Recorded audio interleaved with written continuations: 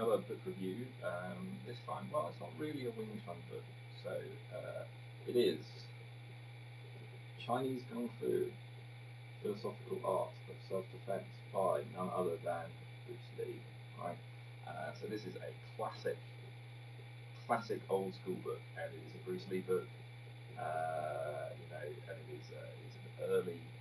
I think it was the first edition was printed in 1963, so a long time ago. And it's it wasn't the first, but it was in that first wave of kung fu books and manuals when things were just sort of starting to appear for the first time, and people were like, "What?" I had no idea what kung fu is. So if you look at it nowadays, you would think this is a very elementary introduction in some parts, right?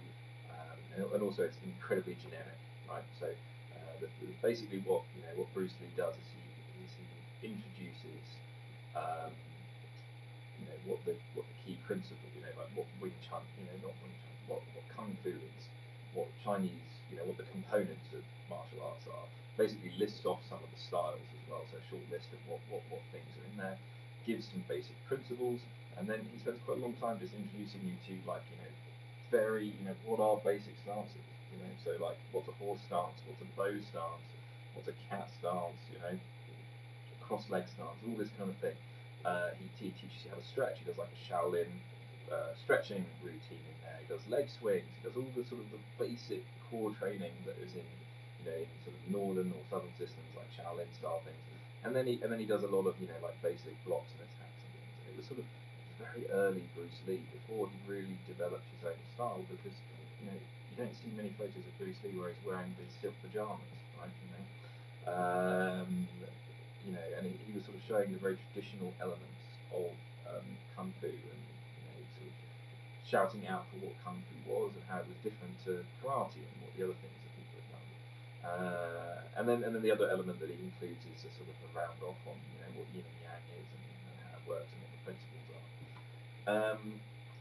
For its day, it was obviously revolutionary. Like people had, it was opening this. His day was well before my day. It was opening up the mystery of kung fu, which is now, I'd say in the modern world, very quite heavily demystified. I know there's there's the other way around. There's too much information out there, and a lot of it's not very good. But this very first early book from it's still interesting read. So I think my favourite parts of it are the philosophical components and the key principles that he introduces. Those are probably my favourite parts. The demonstrations of the stances is very clear and concise and correct. So and again, and actually compared to many later books, again he uses very clear, very simple line diagrams, which I like. So it's ahead of its, like Bruce was, it's ahead of its day, I think. So it's got a few simple basic routines, stretching routines. It's not a complete guide by any means. I wouldn't say like, if you pick up this book and train like it, you will become like Bruce Lee. Definitely not. It is not a complete training package. It is an introductory beginner's course. So and some of the bits are very literally just like this is this stance. Like there's no form in here. There's no there's a couple of applications, but there's no detailed guide to the content. There's not that much, right? The stretches and stuff are fine, but is it a complete stretching and body weight training regime? No. Does it tell you anything about a training plan or anything like that? No, it doesn't have any of that stuff in there.